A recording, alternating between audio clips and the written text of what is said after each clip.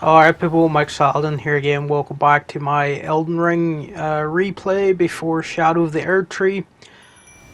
Started to make my way into Altus Plateau. Stopped off in the Sage's Cave to fight the Black Knife assassin that's in here. This is the one that can turn itself invisible. And unless you have a certain torch, you can't really see where it is. But if you watch the water, you can see where the assassins sort of stepping, and you can kind of predict where they're gonna be. I keep getting grabbed anyway because I'm an idiot. But thankfully my Mimic Tears here, they're really helping me out, distracting the assassin so I can get in some hits or heal or whatever. But I keep getting grabbed anyway. For some reason the assassin never seems to grab my Mimic Tear. I don't know if they actually can. But yeah, it's not too bad of a fight this. Pretty overpowered for this. Each hit I do does quite a bit of damage. And again, you'll notice I'm still using the Lord Sworn Greatsword that you get in Limgrave all these hours later. But once I get up to Morgoth in the capital city and get his cursed sword, I will be swapping to it from then on. Even though I do really still like the Lord Sworn Greatsword and the way there's nothing really special about it, I just like how heavy it feels to use, how hard it hits when you power it up. Like if you get it up to level 25, like the full maximum that you can power up this weapon, and you have your stats pretty high. Like it is a decent weapon in my opinion, although I think most people just get rid of it as soon as they can. Because I think a lot of people don't like how slow it is. But I don't mind it being slow as long as it hits really hard, to be honest. That's the main thing I was going for. So I actually came back from the Altus Plateau just to do this fight in this mine that I bypassed because I had the two medallion things that get me up the elevator, but I wanted to come back and do this fight, summon all these guys. It's pretty unnecessary to summon them, but I thought it would be funny just bring them all in here, and I think maybe I get my Mimic Tear as well, or either the Mimic Tear or Black Knife Tish is who I use from now on. Just the most powerful Ash summons really. Yeah, I guess I went for the Mimic Tear here. And this is an optional fight, but I think most people do it on their first time through the game because this is the path that most people, if they don't look up where to get the medallions for the elevator, this is the sort of secret route through the mountain that you can take, and you end up fighting one of these lava dragons in here, or whatever they're called, magma worms. There was a trophy for defeating this boss, so I think I definitely came in here the first time through back in the day, even though I think I also had the medallion for the elevator. I just wanted to get the trophy and get the 100%, so I came to fight this boss. And he's not too bad when you have all your friends here with you, all your summons, because he turns around to hit them, sort of ignores you, and then you can get all your hits in on his leg. So yeah, that's a pretty fun little fight. I like summoning Millicent for something. I don't think I'm going to finish her questline on this replay, because I have to go out of the way to do a lot of different stuff for her, I think. And we're only like 10 days away from Shadow of the Erdtree, or something like that by the time this video comes out. And I just sort of want to be prepared by then, and just have this fresh character as an option to go into the DLC with.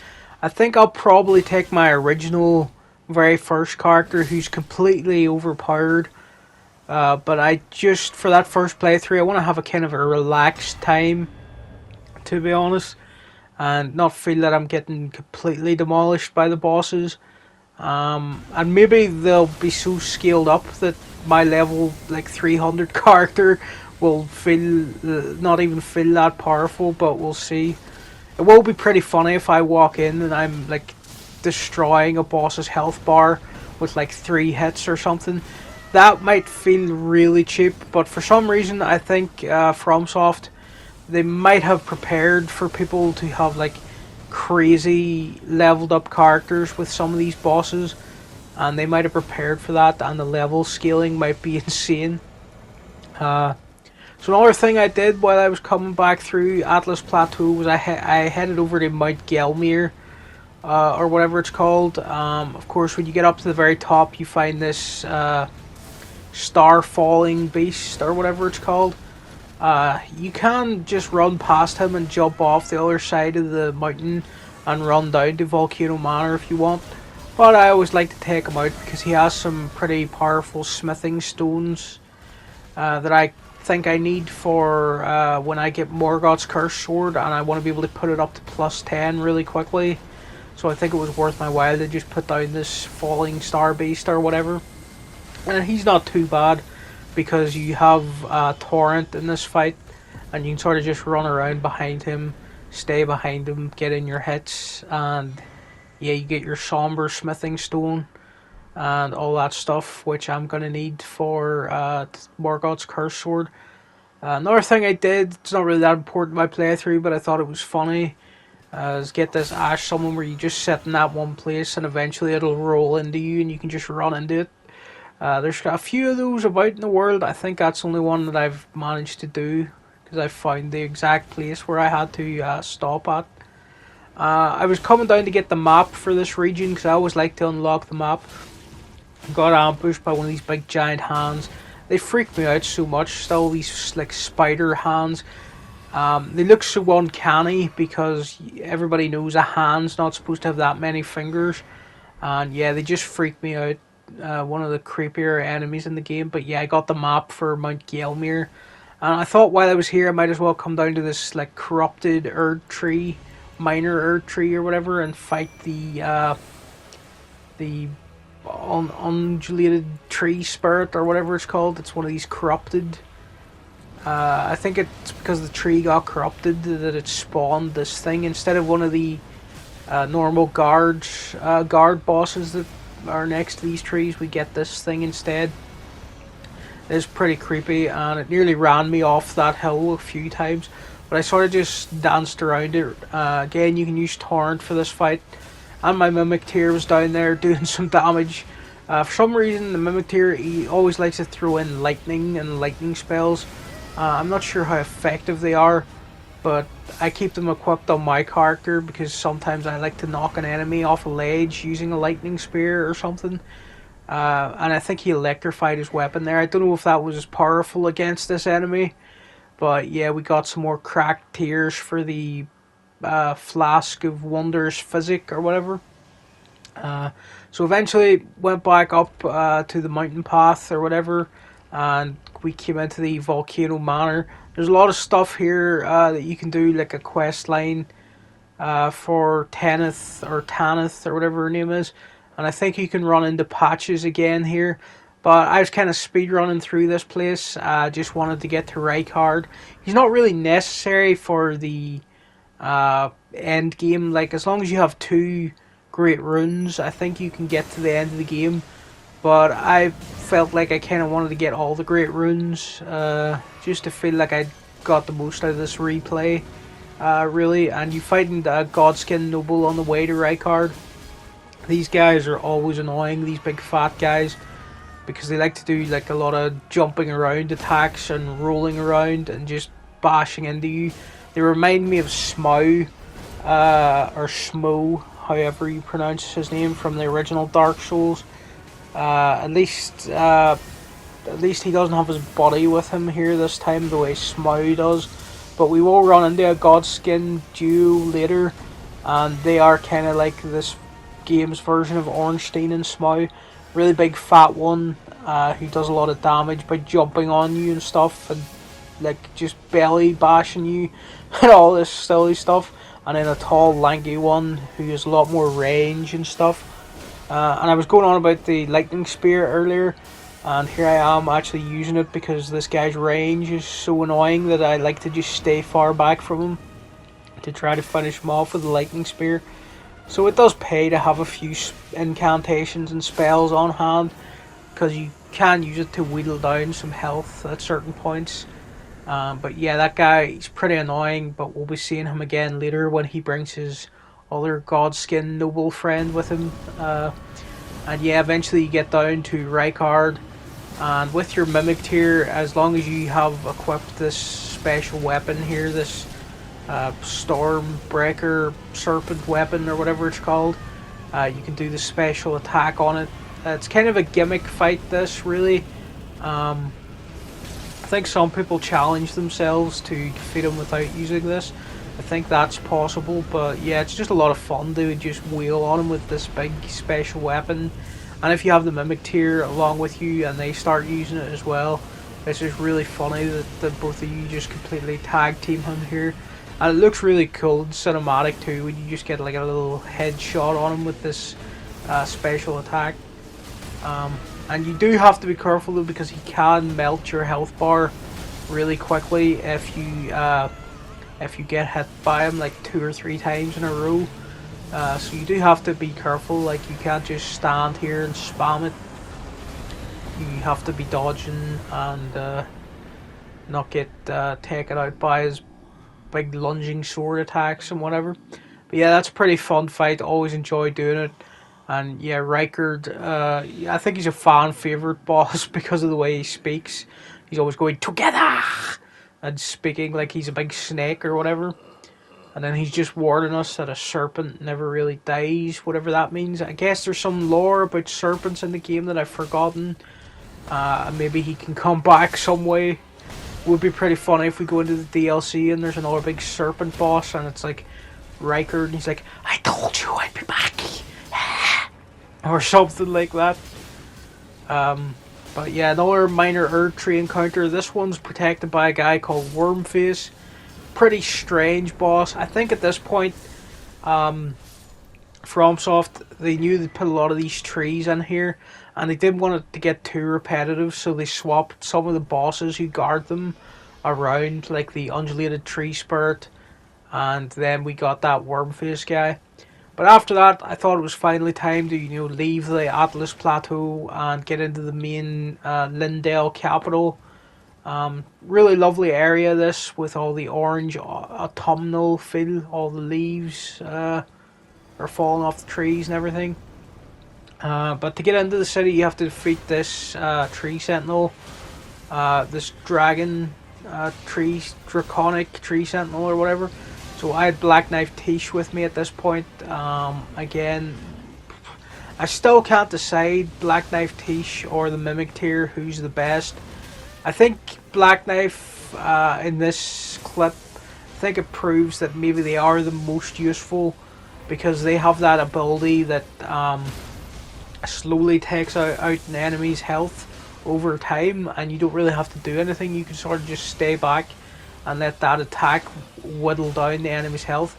And it actually wins this fight for me in a pretty funny way, because I get clipped by like a lightning attack or something here, and I stopped the heal at the wrong time or something, and I got took out. But because Black Knife Tish had infected the enemy with that attack, the boss also died, and before the loading screen could come up, the enemy failed thing appeared, and that meant I'd basically defeated the enemy even though I was dead. Yeah, I unlocked all the stuff from that fight once the game put me back at the Stake of Marika. So yeah, Black Knife Tish, really helpful Ash summon. They can avenge your death if you were like one hit away from defeating a boss. It's always the most painful thing in FromSoft games, when you've been hitting your head against a boss and you're one hit away and then you just die and lose it. But in that scenario, Black Knife Tish can finish the fight for you, and that just feels great if that happens. I think the Mimic tier can't really finish fights for you, because as soon as you would go down, the Mimic tier vanishes, I think. Another thing that happened to me again on the way to the capital, I came out to this area because I remembered Margit was out here, or at least like an illusion version of him or something. And it's just pretty cool that an enemy that was a boss at the start of the game is just a common enemy at this point. He doesn't even have like his own boss health bar anymore. He's just like a random field enemy out here. And I think it's confirmed Margit he's just an illusion that Morgoth puts out here to test the tarnish or whatever. He put one at Stormvale Castle, of course, and then the other one's just out here randomly. I think a lot of people miss this fight because you have to run up to like a random looking enemy, and then he'll transform into Margit. And yeah, that's how you defeat him again. Again, not really necessary to do that, but it gets you a pretty useful amber medallion, which I think recovers your stamina quickly, or maybe increases it by quite a lot. Can't quite remember what it does actually, but it's something to do with your stamina. Then of course we'll come into the capital, we get to the site of grace, and then Malenia or whatever, she's thanking us for bringing her all this way, and she's really happy that we've helped her, and she's saying she's going to leave us now because she can move around freely in the presence of the Erdtree. So yeah, there's a lot of stuff that's being explained about her character at this part of the game. If you stop at like a lot of sites of grace, you can have conversations with Malenia or Malenia or whatever her name is. So many people in this game have like similar sounding names, and it's hard to remember which one's the correct one. Bok is also here. I don't think I was completely following his quest line, so I don't think we'll see the end of it. But yeah, I think he can get a bad ending if you keep asking him to do things for you. So I sort of just left him alone after we helped him the first time, but he showed up in the capital here. And yeah, running through the streets, you have to fight another one of those minor Erdtree guardians or whatever as I call them. But the mimic tier took him out for me. And then I jumped down to this little church area that you can find in the city, just to unlock like probably the most like defensive armor in the game that I'm probably going to use for the rest of the game now. Radagon's armor has served me well, but for the very final bosses, I always find Leonel's armor. It's just like has the best stats. I don't really care about looking that cool in these games. At least not when I'm just trying to get through on a replay or whatever on a fresh character. So yeah, I got his armor, and then I wanted to do White Mask Vari's quest, or whatever you call him. The guy who works for the Lord of Blood. And because I'm playing offline, I have to do one of these NPC invasions, which I don't think this was here in the original version of the game before it was patched, and you had to be online to complete his quest.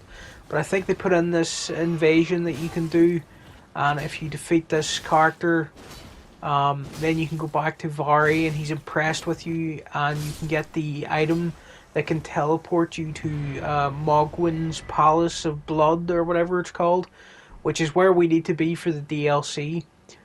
So yeah, Mogwin's Palace is up there. But before I go up there, I think this area, it also has one of the great somber stones I need to be able to level Morgoth's Cursed Sword up to level 10. I think it's a great dragon somber stone or whatever. It should be in this chest over here. So that's another reason I wanted to come to Mogwin's Palace, to get that ultimate dragon smithing stone or whatever. And also while I was here, I was like, okay, it's time to put Vari out of his misery or whatever, because I'm going to get rid of his lord in a little while, so I might as well take him out too. The Lord of Blood, Mogwin, or Moog, or whatever his name is, he doesn't really care about Vari, it seems, or any of this stuff. He's just sitting up there with Mikola, dreaming about his blood dynasty or whatever, and he doesn't seem to be making any attempt to actually make it come to fruition. And I think Vari's just deluded in helping this guy or whatever, so I was just like, yeah, I'm going to put him out of his misery, and this is a pretty decent duel you can have with Vari here. I think most people that don't really know much about the game, when they first encounter Vari at the very start of the game. They're like, "Oh, this guy's an asshole," and then they just take him out right there, and they miss this entire quest line. But yeah, I kept him alive so I could do this and get to Mogwin's palace or whatever, and get that smithing stone. And then, of course, after the invasion, you can find Vari over here. He's begging the Lord of Blood for everything he promised him. And I think he's finally catching on that it was a load of nonsense and he wasted his life, basically. And that we've put him down, and that's kind of the end of him. Uh, so yeah, it was just exhausting his dialogue about this Mogwine dynasty or whatever it is they're trying to create. And then he just passes away there, and we get uh, his unique weapon or whatever. Probably not going to use it, but yeah, I just like to pick it up. Now finally we're going to fight the Lord of Blood. I've got Black Knife Tish with me. They're going to be pretty useful. Again, their ability where they can inflict a status ailment that continues to take down the boss's health even when they're not attacking is really useful. Um, and yeah, it's always just great to have Black Knife Tish at level 10 with you because they do some serious damage.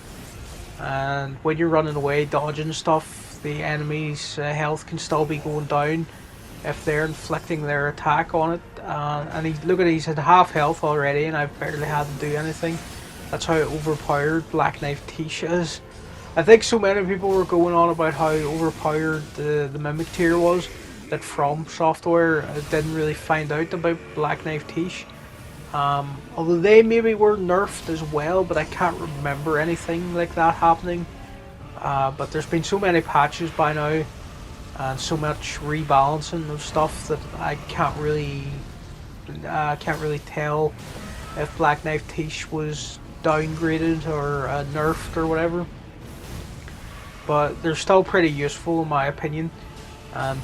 They basically won this fight for me by doing so much damage while I was staying out of the way of all these blood attacks and trying not to get blood loss inflicted on me.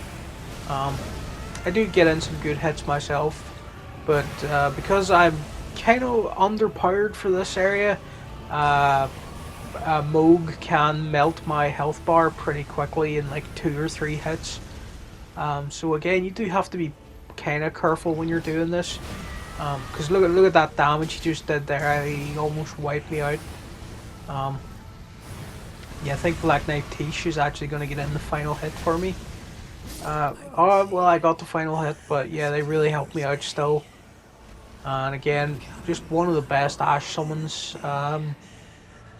Again, I just really can't decide if Black Knife or the Mimic tier is the best Ash summon. There's probably loads of videos online on YouTube or whatever that definitively prove who is the best, but I've never looked into it really. Again, Black Knife Tish was used for Godfrey. After I defeated Moog, I decided to get back to the main plot of the game. This is like Godfrey's like spirit or something. It's not really him. He's not too bad, this guy. His health does go down pretty quickly, especially if you have an Ash summon again. I have Black Knife Tish inflicting that status ailment. Whenever they're burning or glowing red, that means that Black Knife Tish has inflicted the health loss status effect or whatever, and that they're going to continually lose health. So finally we made it to Morgott, and this time I decided to summon Malenia or whatever, just because it's kind of unique to have her as a summonable character, and it's the one chance you get to do it, I think. So I thought, yeah, might as well. And of course, Morgott's here. He's got a big speech and everything that he gives. Probably going to skip through it because the video is going to be pretty long with how much I have to get through. But yeah, we'll just leave in his little entrance here because he looks pretty cool coming down the steps. And there's his cursed sword, my favourite weapon in the game.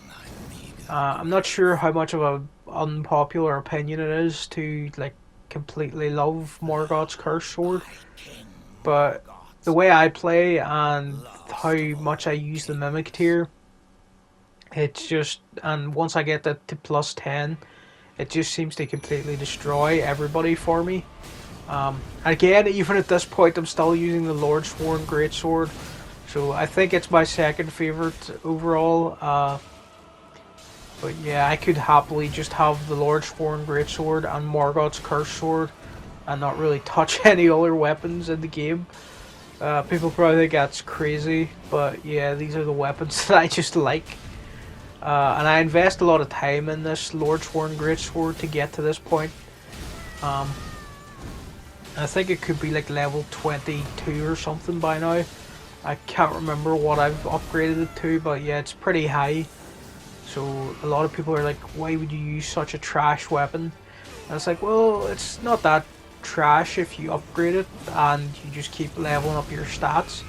And I think most of the weapons in this game, like, they're only as good as the person using them, really.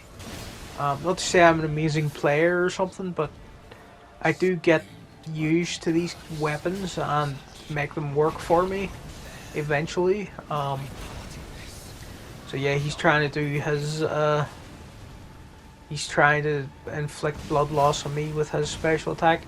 But Black Knife Tish has infected him with her attack because he's glowing red and everything. We just kind of demolish him together, so he's not too bad. That was a first attempt as well, so I'm pretty happy with that. But yeah, it's not too impressive because Black Knife Tish and like Malenia as a summon, like, they do a pretty decent job there. Then this is one of the rare instances where after a boss fight you can find their body is still laying on the battlefield or whatever, and they look really different once you've defeated them. Morgoth, he's not all like he's not all omenish anymore or whatever. So it's always pretty unique when you fight him and then you see him like this, and you kind of feel a bit bad for him because of how weak he looks and everything. And he seems to be the only one who didn't abandon the Erdtree or whatever and was here protecting the entrance the whole time or whatever. So he's kind of noble-like, I think. But yeah, the Erdtree has closed itself off from us. There's a load of thorns over the door, so we can't get in. And then when we're just wandering about, wondering what we should do, you can come back down and there's a site of grace here. And then Melena's going to explain that to get in there, we're going to have to burn the Erdtree. And that this is a cardinal sin or whatever. And it's probably gonna really annoy the Greater Will or the Two Fingers and all that stuff.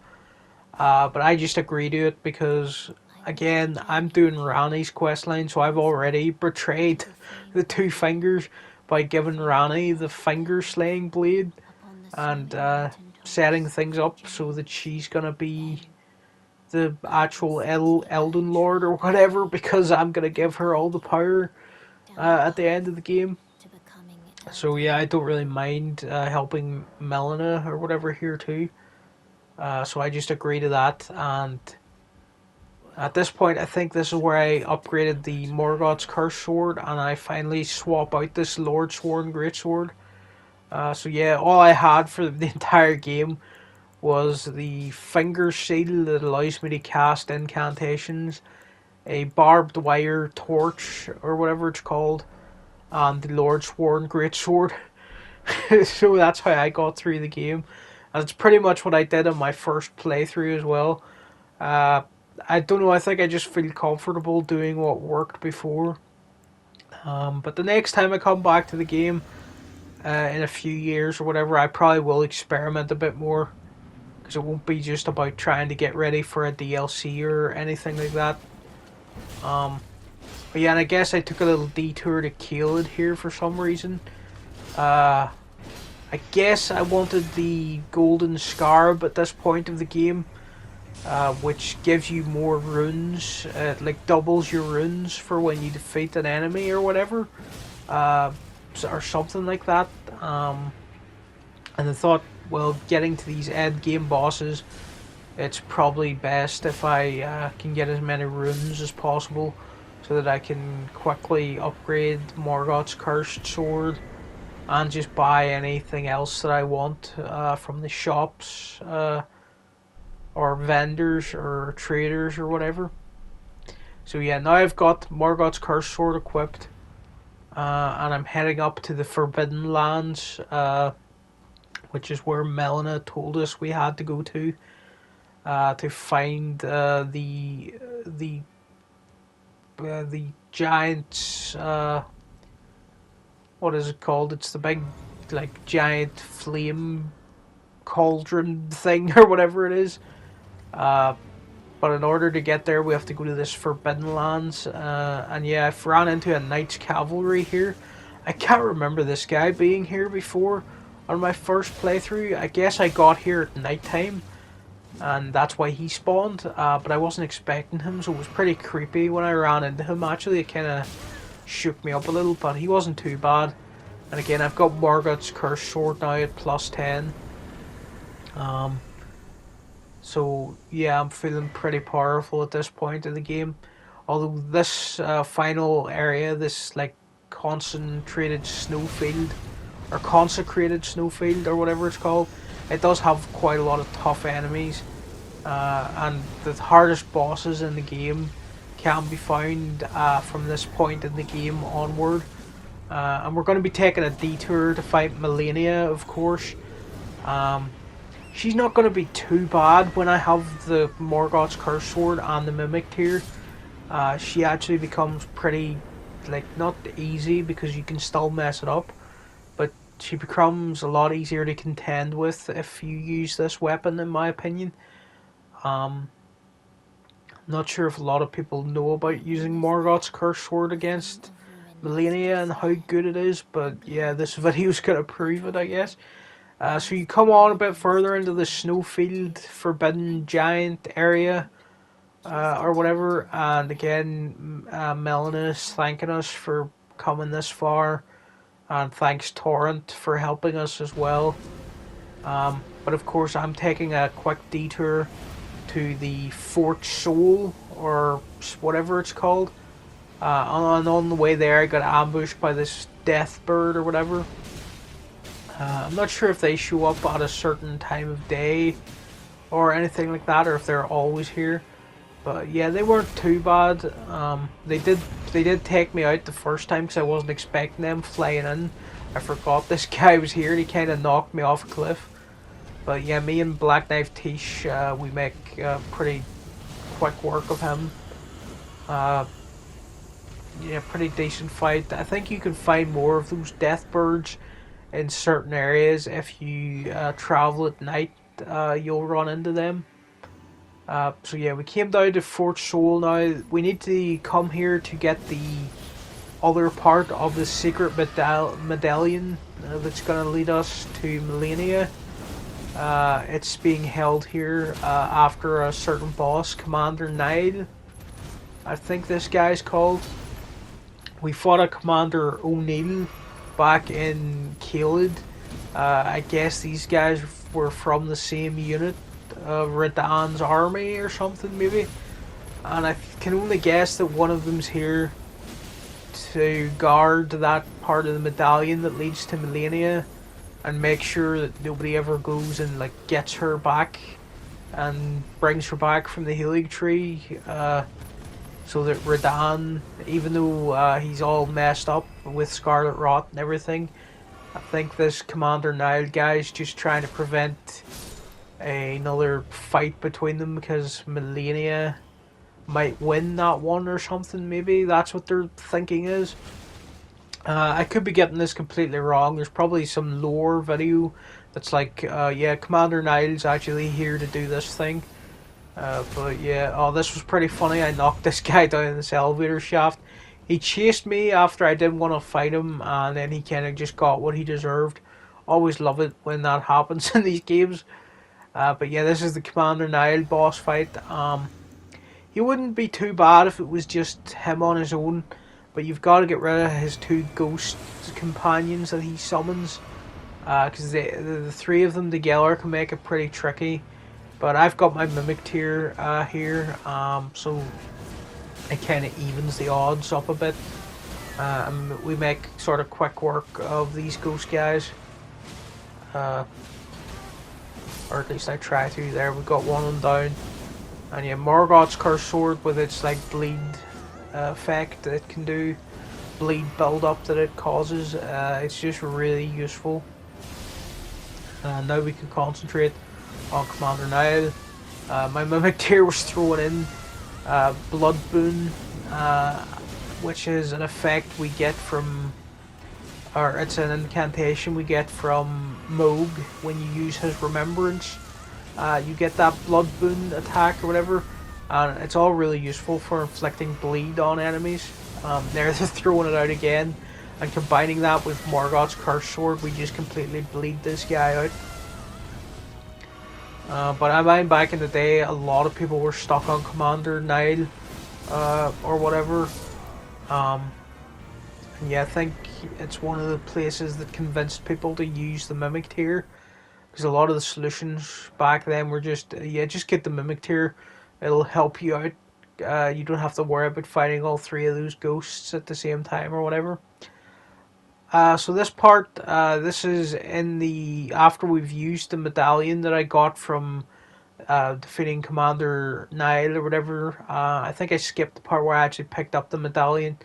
But yeah, that's what I was doing. And then you come to this village in the consecrated snowfield or whatever, and you enter an Everjail, and you have to light these different torches, and when you light 4 of them, it unlocks a portal that takes us to Mikla's Erdtree, where Malenia has been hanging out. So it's just up the top of these stairs, and then we'll show up in the Erdtree.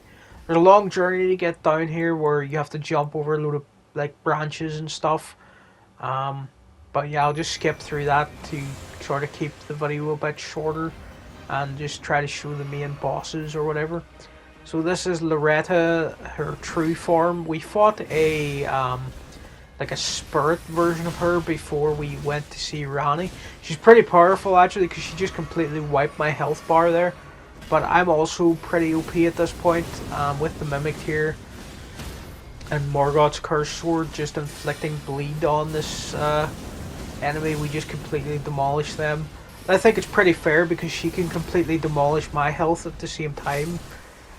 So yeah, I think we're pretty evenly matched, to be honest.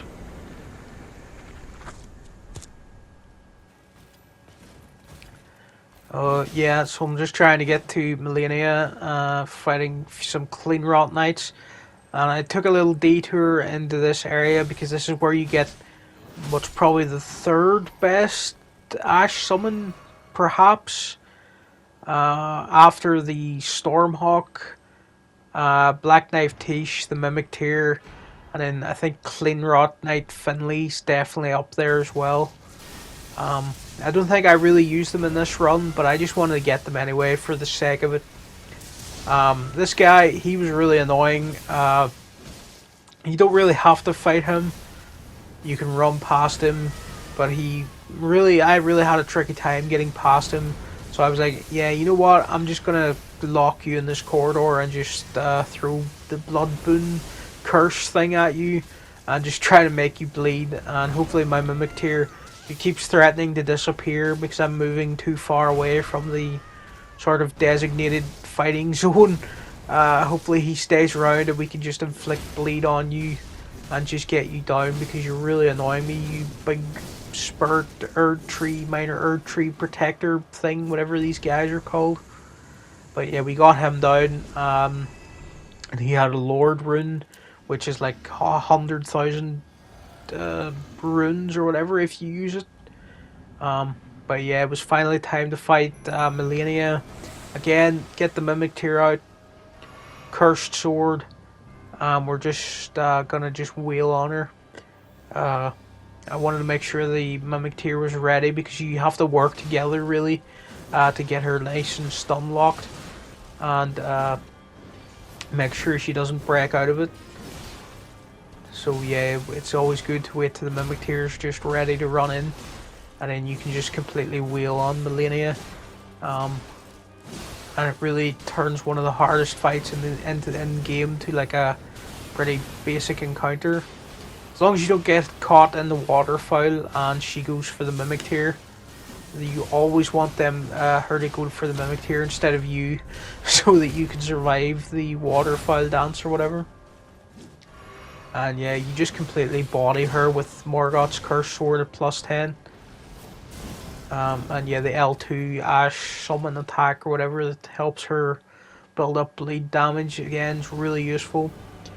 You have to be careful when she does her Scarlet Rot thing, just get out of there. Because I don't have any of the Scarlet Rot cure items.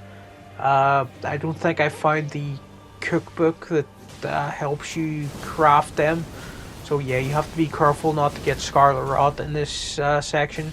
But again, just using Morgoth's Curse Sword alongside the Mimic tier, you just get her completely stun locked and cause a lot of bleed build up. And you can just both completely just destroy her here. Like, it is crazy how this build of just having a +10 Mimic tier and a +10 Morgoth's Curse Sword just completely destroys one of the hardest bosses in video games. And I never really feel too bad about using the Mimic tier or the Curse Sword to do this. Because Malenia has some pretty unfair abilities against you, like being able to sap your health to heal herself, and that waterfowl dance, like, it's really hard to dodge, and if she hits you with it, you're pretty much just finished. So yeah, I don't mind stacking the odds in my favour, to be honest. I think I only lost to her 3 times as well. Just silly mistakes I was making, healing at the wrong time and stuff. But if you just pay attention to what you're doing, go in with the Mimic tier and Morgoth's Curse Sword, it just completely trivializes the fight, really. And then I came over to this little church to get the next tier in there, and I got Rivers of Blood off the enemy invader. It used to be the most overpowered weapon in the game. Again, much like Morgoth's Curse Sword, it's all about causing bleed damage. But I think it was nerfed over time because so many people complained about it that From Software, they decided to do something about it, I guess. Although other people dispute how overpowered it ever truly was, and that it was actually quite useless against people who knew how to defend against it. But yeah, there's a lot of rumours and myths about Rivers of Blood. I've never really used it because, again, I just like Morgoth's Curse Sword and the Lordsworn Greatsword, and that's the only weapons I really have any experience using. Fire Giant, he can be annoying. He can melt your health bar pretty quickly. But if you stay on Torrent and just keep going for his feet, he can't really do too much damage to you. And in the meantime, Black Knife Tish is around, and if they inflict their health sapping ability on the Fire Giant, it's just gonna really eat away at his health and put him down pretty quickly. And then, of course, his phase 2, he chops off his own leg and sets it on fire. Pretty metal and pretty crazy. But yeah, I never really had much of a problem with the Fire Giant. A lot of people get to him and he just completely filters them from the end game. I don't know what it is about him. I guess how he can melt your health bar like that is a good example. But that was just a stupid mistake from me, standing in the wrong area.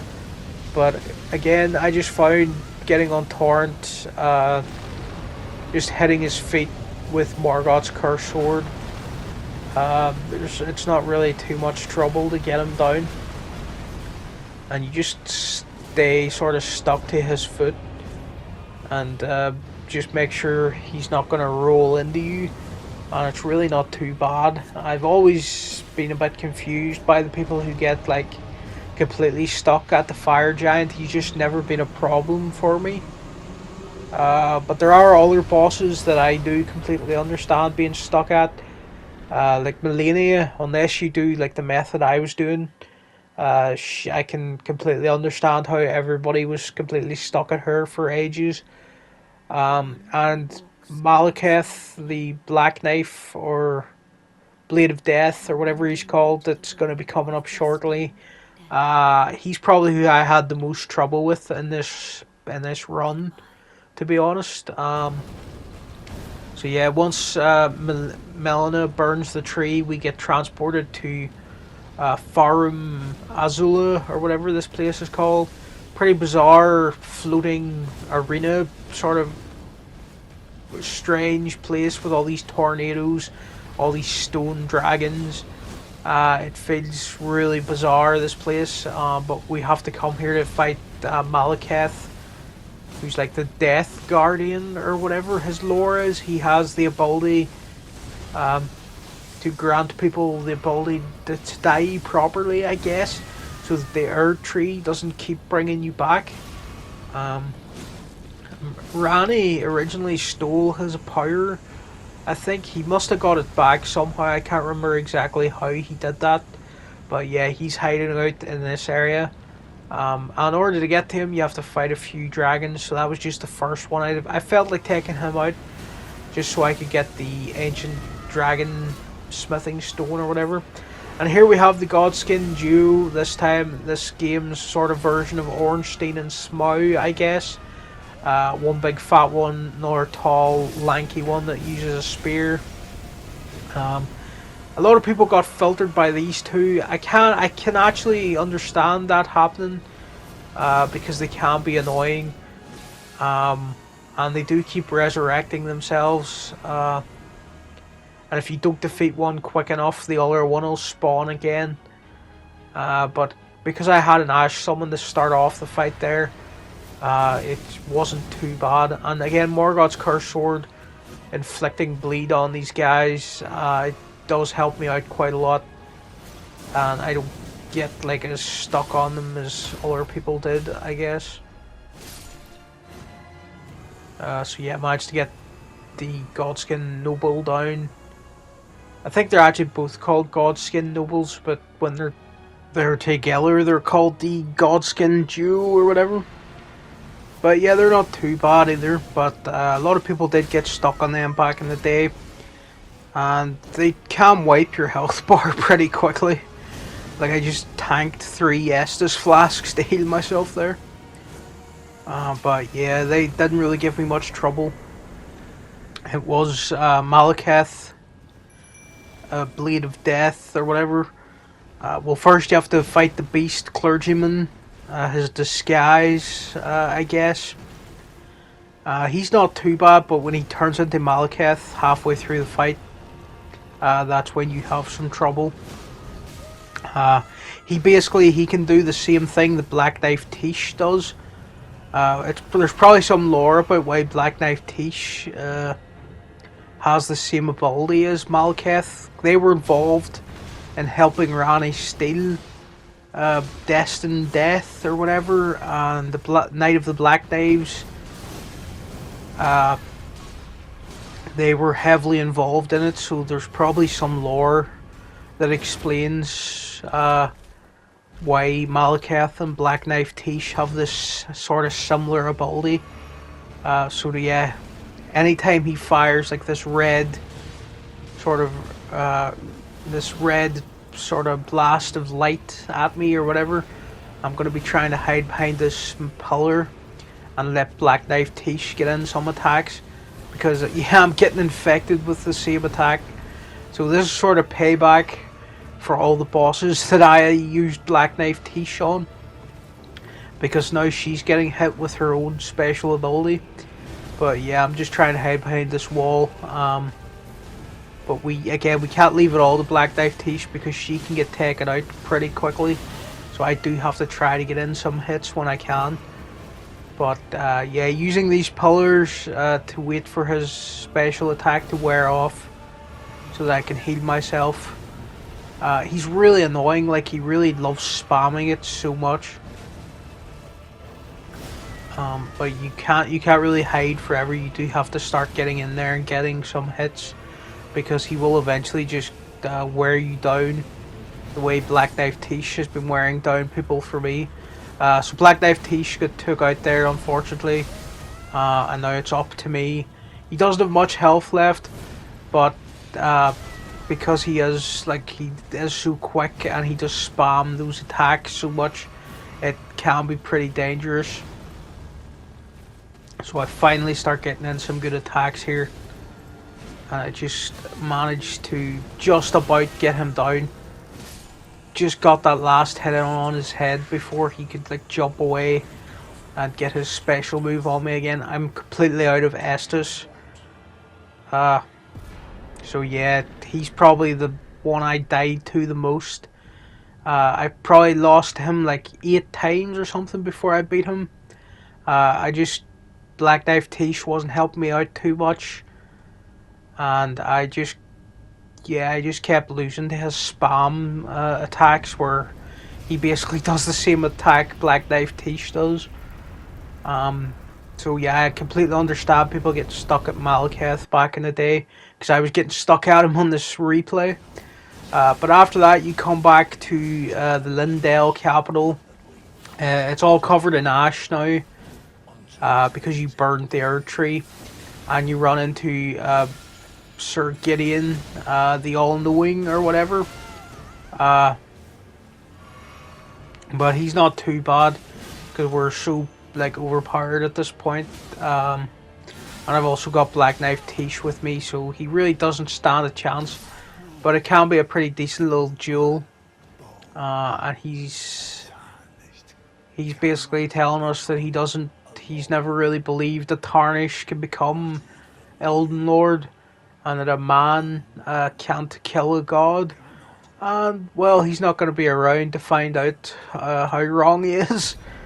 But yeah, he eventually betrayed us. Like he was, I can't remember his lore exactly, but he was working for the greater will, I guess, and he really didn't want any Tarnished to actually become a new Elden Lord. He wanted to keep things the way they are, with Marika, her ruined body or whatever, still maintaining what's left of the Elden Ring or whatever. Of course, we come back to Morgoth's arena now, and Godfrey, the first Elden Lord. This is his true form. We fought him his like spirit golden form or whatever, and he was kind of a pushover. And this version is a lot more powerful. But again, Mimic Tear and Morgoth's Cursed Sword really wear him down pretty quickly. And he can wipe your health bar pretty easily if you get some like 2 or 3 really good hits to the face. He's gonna put you down. But again, he midway through the fight, he transforms into another stronger version of himself. His real name is Horalu or whatever. He goes into like berserker rage mode or whatever, starts trying to fight you like barehanded. Pretty badass moment, and it's like, oh shit, things just got real. But again, he's not too bad because I have the Mimic Tear with me. And yeah, Morgoth's Cursed Sword, again, just the way I like to play, just really spamming R2 attacks, getting in that little L2 special attack, causing bleed build up. Yeah, it just really helps us out. And it's always good to have the Mimic Tear because it can distract him, make him turn around and do a special attack against the Mimic Tear, which I can just about survive, and then get in my own attacks against him.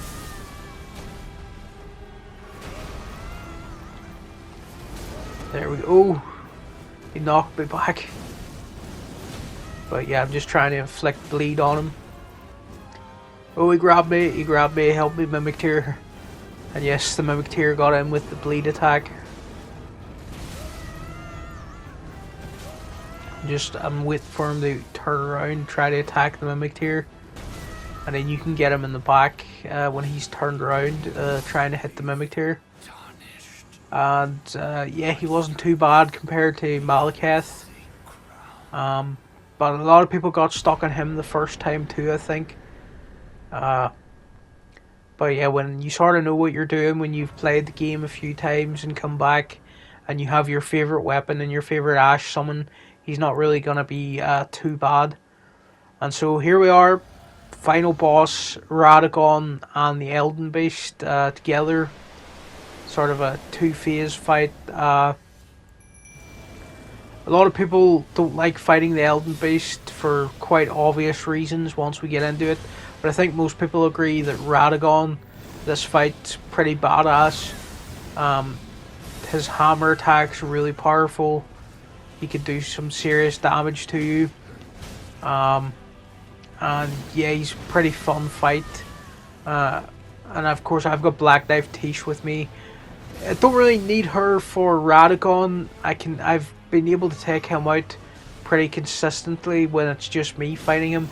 But for the Elden Beast, because they are so annoying with how they like to jump around the arena and stay back from you, that I've just always enjoyed getting Black Knife Tish to inflict their life draining attack on them, so that even when they're pretty far back from me, they're still taking damage, and it just speeds up the next part of the fight. Because a lot of people, they're disappointed in the Elden Beast as a final boss, and they quite like Radagon. So thankfully Black Knife Tish infected the Elden Beast really early on there with a nice hit of their special attack. So it drained its health just quite a bit. And yeah, this is what it likes to do: jump up into the air, use all these special attacks, and just really wear down your patience from having to chase it around the arena. And this fight, a lot of people have said it, and I kind of agree. We should have been able to use Torrent here. Look at the size of the arena. And it would just be so much less annoying if we didn't have to keep chasing after the Elden Beast. I think a lot of people would enjoy the fight a lot more if there wasn't so much running around involved, and it was more of a straight up fight. You do have to be careful because it likes to do all these explosive attacks and all these bizarre different moves. So yeah, you have to be careful because it's always trying to explode stuff next to you. But again, thankfully I've got Black Knife Tish here, and they're able to slowly whittle down its health by infecting it with their special attack. And it's really why I always summon her at this fight. She does help against Radagon, but I don't really need her there. It's more this fight just to speed it up a lot more. And again, this is where it could be argued that maybe Black Knife Tish is better than the Mimic tier, because of how much they help with this fight. And yeah, it really speeds up what can be a pretty long fight if you have to chase the Elden Beast around an arena for quite a long time. And yeah, you have so much nonsense you have to dodge in this fight, all these projectiles it likes to use. But as long as you keep rolling, you'll dodge most of it. And their Black Knife Tish infected it again, so really helped me out. Black Knife Tish, the MVP of this run. I think I actually did end up using her more than the Mimic tier this time. And yeah, there she is. What a badass. And I like that she stayed around to get the final little screenshot moment where it says God slain. And of course I summoned Ranni and made her the queen of the universe or whatever. Now we're gonna bring in her Age of the Stars. I really hope in the DLC that Ranni is mentioned somewhere, or we get some more Ranni lore, because us Ranni simps, we need our Ranni lore. And what would be really great is if we could summon Ranni as an Ash summon, if the game detects that you did her quest line or something. Because I've always wanted to see Ranni fight and use magic in the game. But yeah, that's me, ready for Shadow of the Erdtree. Elden Ring, it's still a 10 out of 10, one of the best games ever made. And I can't wait to see the DLC, because it's probably just going to make it even better. So alright people, I'll see you when the DLC's out, and thanks for watching.